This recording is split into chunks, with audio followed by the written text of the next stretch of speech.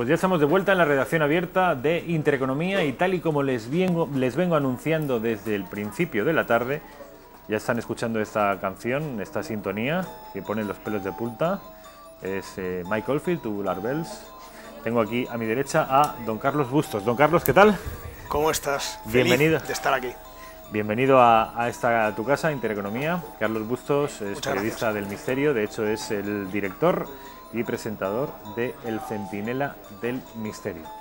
Su programa de misterio, como su propio nombre indica, es un programa que se emite en Metropolitan Radio. Pueden escuchar los 58 programas, 58 sesiones que tiene ya Carlos Bustos a sus espaldas con este Centinela del Misterio. Pueden escucharlos en el Centinela de la Radio, en metropolitanradio.es y además en iVoox, donde tiene disponibles estos 58 programas. Es un programa, Centinela del Misterio, que se emite desde hace ya un año y medio, Carlos. Aproximadamente. Y vamos a ver si conseguimos trasladar la magia de ese programa, la magia, el misterio, la inquietud, a veces el desasosiego, ¿por qué no?, del misterio, que todas las historias de misterio, muchas historias de miedo, otras de terror psicológico, otras de terror de pánico puro y duro. Son multitud de historias que yo le he pedido a Carlos que sea capaz de trasladarnos a la televisión. Yo soy seguidor de su programa y me gustaría que a partir de hoy, de este lunes de marzo, 19 de marzo de 2018, les traslademos a ustedes algunas de esas historias. La primera de ellas tiene que ver con Amityville. No sé si recuerdan ustedes aquella historia del 112 de Ocean Avenue en Amityville, Nueva York, a las afueras de Nueva York, donde, según nos cuentas, Carlos, se encuentra la casa más terrorífica del mundo. ¿O no? Y te voy a explicar por qué. A ver. Yo dividiría este tema en 4 grandes bloques. Mira, tenemos el origen de las tierras. El origen de las tierras. Sí, el origen de las tierras. Donde está construida la casa, ¿no? Donde en teoría está construida la casa de Amityville. En segundo lugar, los crímenes, que aquí no hay teoría ninguna. Esto es real, que allí se produjo una matanza, que un chaval mató a todos los miembros de su familia con una escopeta del calibre 35. A raíz de esos crímenes, se supone que se sucedieron un montón de fenómenos paranormales, para después todo ello desembocar tal vez en lo que se ha denominado también la casa más terrorífica, pero también el fraude más grande de toda la historia.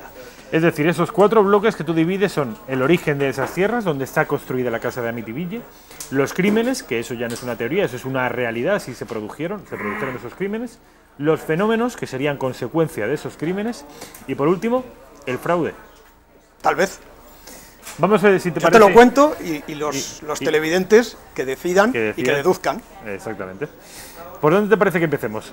Por el origen de las tierras. Date cuenta que ya eran unas tierras en Estados Unidos donde ahí estaban los Sinakuk. Los Sinakuk eran unos indios que tenían la bonita costumbre de, cuando sus miembros de la tribu ya no servían absolutamente para nada, los mandaban a morir ahí. Pero da igual que fueran niños, que fueran ancianos, si no les servían para lo que fuera, o ya estaban en una edad en que estaban a punto de morir, allí los dejaban tranquilamente hasta que murieran, ¿vale? O sea, ahí ya tienes un primer dato, que las tierras, una pequeña impregnación de muerte, sin lugar a duda tienen. Pero es que luego viene un tal John Kepchan. Pero a ver, antes de ir a John Kepchan, estos son indígenas, indios, ¿no? Sí. Que antes de la llegada de los europeos vivían allí y era una especie de cementerio de vivos. Podríamos Era una tribu, así. ahí había una tribu. A Como los digo, se llaman los enfermos, Sinakuk, a toda esta gente los mandaban allí a morir. a esa zona de Amityville, que entonces no se llamaba ni Amityville, por supuesto. Hay una zona que es un lago, está el mar, y allí, en teoría, en esa zona donde los indios Sinakuk mandaban a morir a los miembros de la tribu que ya no les servían, Estaban desahuciados. pues ahí en teoría está construida Amityville. Hablabas de que llegaba luego. Sí, hay un tal John Kepchan. Este es un señor, digamos, bueno, mira, yo casi prefiero no ver las fotos porque entonces me voy a poner nervioso, porque da miedo, ¿eh? Esa es la casa, Esa ¿no? es la casa en origen, ahí la ves, es de color oscura y tiene esas famosas ventanas en forma de ojo, ves ahí que están encendidas, eso Pero es ¿esas terrorífico. imágenes son reales? Esas imágenes están sacadas de una película, Terror en Amityville, pero la casa es así. La casa es así y está construida en teoría en esos terrenos. En los terrenos que acabas de describir como un cementerio de vivos. Sí, ahora sí te voy a... Bueno, ese es el interior de la casa, cuando se puso en venta. En esa casa actualmente vive gente. Y lo único que se diferencia de la casa de origen, Rafa, es que quitaron las ventanitas en forma de ojo, porque eran terroríficas, dejaron unas ventanas más modernas y en forma de rectángulo, mira la ventanita, y que ya no es oscura, ahora está pintada de color blanco. Esa es la única diferencia que hay de la casa de Amityville cuando se construyó en 1928 al año 2018. Mírala, ahí fíjate, las ventanas de arriba son terribles. Desde luego.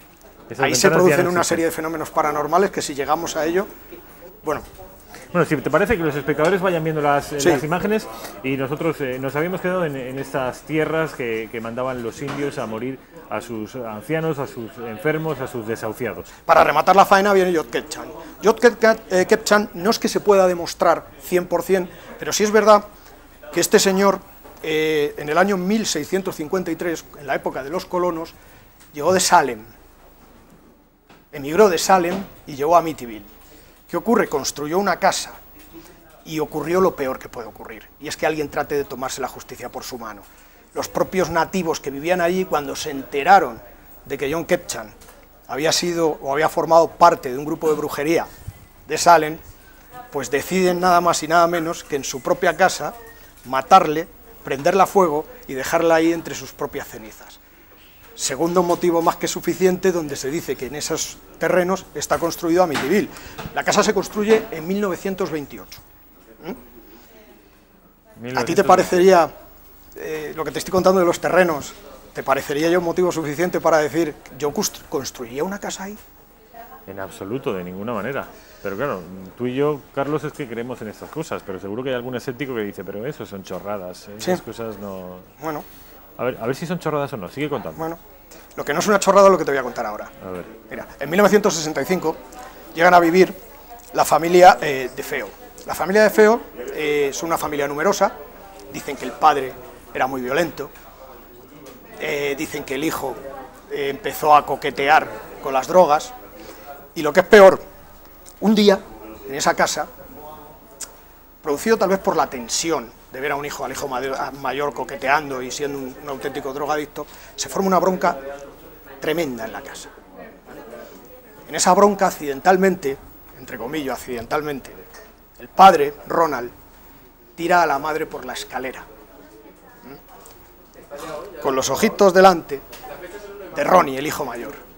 Ronnie, el hijo mayor, se enfada, se enerva, coge una escopeta y apuntando al padre le dice, la próxima vez que vuelvas a tocar a mi madre, te pego 2 tiros. El padre, puesto de recular, se envalentona y le dice, eres un cobarde y no tienes lo que hay que tener para hacer eso. El chico aprieta el gatillo, a la cabeza, con tan mala pata o buena pata, que se encasquilla el arma. Con lo cual no pasa nada. Lo único que pasa es que, claro, el padre se deshace como la mantequilla, dice, ostras, ¿dónde me he metido? Este tiene más de lo que yo pensaba, ahí entre las piernas, con perdón por el horario, pero ya no es lo mismo. Ya en la casa hay mal ambiente, hay mal rollo, hay una tensión terrible. Y un día, Ronnie DiFeo está sentado en el sofá. Este es el padre, ¿no? Ronnie es el hijo. Ah, Ronnie. Ronald el padre. Ronnie es el hijo. Ronnie está sentado en el sofá de su casa viendo televisión. Y resulta que, oye, creo oír unas voces que dicen, hay que matar a Ronnie, Ronnie es un drogadicto, está arruinando nuestra familia.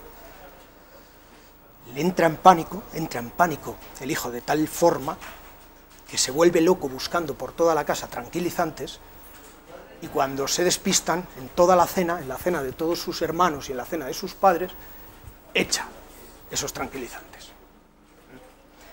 Y si tienes un archivo sonoro por ahí, que deberíais poner... A ver, Raquel, ¿tenemos ese archivo sonoro preparado? Aún no, vamos a esperar un poquito. Bueno, pues, cuando él se aprovecha de que los tranquilizantes han hecho efecto, ocurre lo que se redacta o lo que se dice en este archivo sonoro. Es espectacular, es un archivo sonoro de alguien estupendo, el Caminarte, que hace un programa que se llama La llamada de la luna, y que la dramatización es espectacular. Yo, sinceramente, pensaría en escucharla, aunque quitemos audiencia, porque pone la carne de gallina. Solo te diré... Lo tenemos ahí guardado, vamos a ir, en cuanto lo tengamos preparado, lo vamos a emitir, Carlos, si te parece, a pesar de tu advertencia. Bueno, pues, pero mientras tanto seguimos. Me encantaría que lo pusierais. La noche del 13 de noviembre de 1974, Ronnie, hijo, mata a sus hermanos pequeños, mata a su padre, mata a su madre y mata a sus hermanas. Ronnie, evidentemente... ¿Cómo lo hace? ¿Con una escopeta? Con una escopeta, a quemarropa, mientras están durmiendo. Sin ningún tipo de piedad. Y movido, supuestamente, por esas voces que le dicen, o tú o ellos. Ellos han maquinado matarte. O los matas tú, o te van a matar ellos. ¿Vale? Comete ese terrible asesinato, y bueno, pues lo que ocurre es que el 21 de noviembre de 1975 se dicta sentencia y este hombre está... ¿Condenado a muerte? No se le condena a muerte, porque probablemente en ese estado, en Nueva York en esos años, no existía la pena de muerte, pero se le condena a cadena perpetua y sigue vivo, Ronnie DiFeo sigue vivo, y durante todos esos años ha pedido solicitud de revisión de la libertad condicional y bajo ningún concepto se la han concedido, con lo cual ahí sigue, tiene 66 o 68 años y ahí sigue el amigo Ronnie DiFeo. Vas a poner... Mira, esas son imágenes reales. Esa es Alison, una de sus hermanas, son imágenes reales. Es terrible. Ya te digo, además, a quemarropa y aprovechando que estaban dormidas de la cantidad de tranquilizantes que les metió en el cuerpo. Esa, si no me falla la memoria, es la hermana mayor, con la que se decía que tenía un incesto. De ahí, cuando lleguemos a los fenómenos paranormales, lo entenderás, el por qué uno de los fenómenos paranormales, el posible incesto de su hermana mayor con el hermano mayor. Esa es la madre, Luis, la madre de los DiFeo. Es terrible. Desde luego es espantoso. Otra de las hermanas pequeñas. También te digo una cosa, se ha especulado durante mucho tiempo que el asesinato no fue producido no lo hizo Ronnie. Ha especulado porque el asesino, autor y material, intelectual, llámalo como quieras, fue Ronnie DiFeo. Pero se decía que si la mafia y tal, todo esto fue una cortinita de humo, incluso quisieron... Bueno, estos son los fantasmas de Amityville. Cuando lleguemos a la zona... Ahora nos comentarás, sí. Cuando lleguemos al tema de los fenómenos paranormales, verás el terrible parecido de ese espectro con los hermanos DiFeo, los hermanos pequeños de Ronnie. Bueno, son la familia del estado lamentable en el que quedaron los cadáveres después del asesinato múltiple de Ronnie DiFeo, que sigue, como decías, en la cárcel, ¿no? Y que ha pedido varias veces la revisión de la condena y los jueces... Y que se va a pudrir ahí. No como en España, que hay algunos partidos políticos que lo que buscan es que salgan... Aquí es diferente, aquí la cadena perpetua existe y que este hombre no va a salir de la cárcel, y gracias a que no lo han condenado a muerte. Pues imagino que probablemente, por eso que te he comentado, de que en esos años 74, años 75, que es cuando se dicta sentencia, el Estado de Nueva York no preveía la pena de muerte. Sigue contándonos, Carlos. Bueno, pues llegamos a ese famoso bloque 3. Aquí es donde ya lo tenemos todo más cogido con pinzas. Y te voy a explicar por qué. Los fenómenos paranormales, claro, es el bloque 3. Esto ya es cuestión de creer o no creer. ¿Tú crees? Yo sí. Vale, bueno, pues entonces me lo vas a poner un poquito más fácil de lo que yo pensaba. Mira, llega la familia Latz. Que yo creo no significa que me crea todo lo que tenga que ver con los fenómenos paranormales, ni con el espiritismo, ni con los fantasmas, en absoluto. Pero sí que hay determinados casos, entre otras cosas, porque yo he tenido casos bastante próximos en mi círculo, que se producen fenómenos inexplicables. ¿Con eso qué quiero decir? Que desde el punto de vista racional no tienen explicación alguna. Entonces, pues hasta que la ciencia no nos demuestre, no nos explique de qué se trata, pues yo tendré que pensar que no tienen explicación. Bueno, fenómenos inexplicables es lo que acabas de comentar de la PPR, con lo cual, llámalo X. Vamos a ver si Raquel, otra vez, con ese audio, ¿qué quieres que pongamos? Las imágenes otra vez de las víctimas de Ronnie DiFeo con... Estaría bien ponerlo de fondo mientras suena el audio. El audio música. dura 3 minutos y pico, 4 minutos. A ver, vamos a ver, Raquel.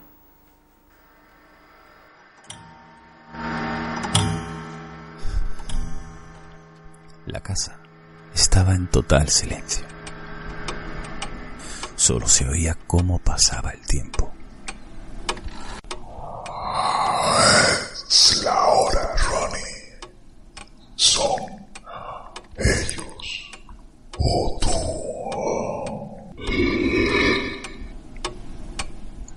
voz que incitaba a Ronald sonaba imperativa en su cabeza. Coge el rifle. Es la hora. ¡Va, va!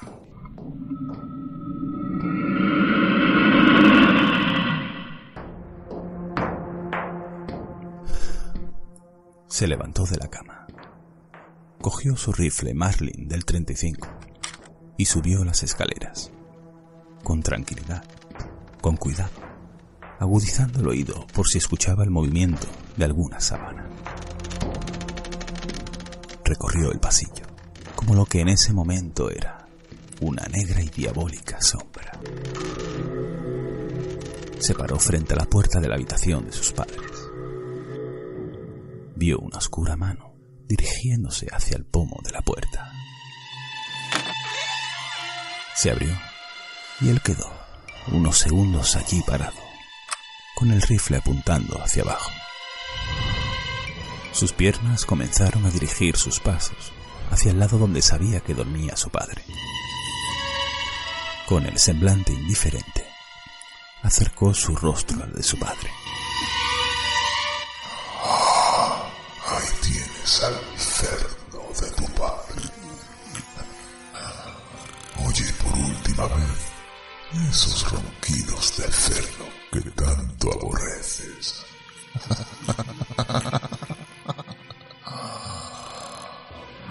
¡Mátalo! Muere, cerdo. 2 disparos en la... Bueno, esto es una recreación de cómo se pudo producir. Muy fiel como todo lo que hace el Caminarte. Los asesinatos. A ver, nos quedan 4 minutos, Carlos, y estamos en la parte más interesante. Pero tenemos que darnos un poco de prisa. Estamos en la parte... Los fenómenos paranormales, consecuencia de este múltiple asesinato de Ronnie DiFeo. En teoría, esos fenómenos paranormales, mira, ya por lo pronto nada más, la primera noche que llegan a la casa, tienen que llamar a un cura, el padre Pecoraro. El padre Pecoraro, nada más entrar en la casa, lo primero que hace es salir corriendo. Con eso te digo todo, porque entra en una de las habitaciones y le dicen literalmente una voz demoníaca, como la que ha sonado en el archivo sonoro, que le dice: váyase de aquí.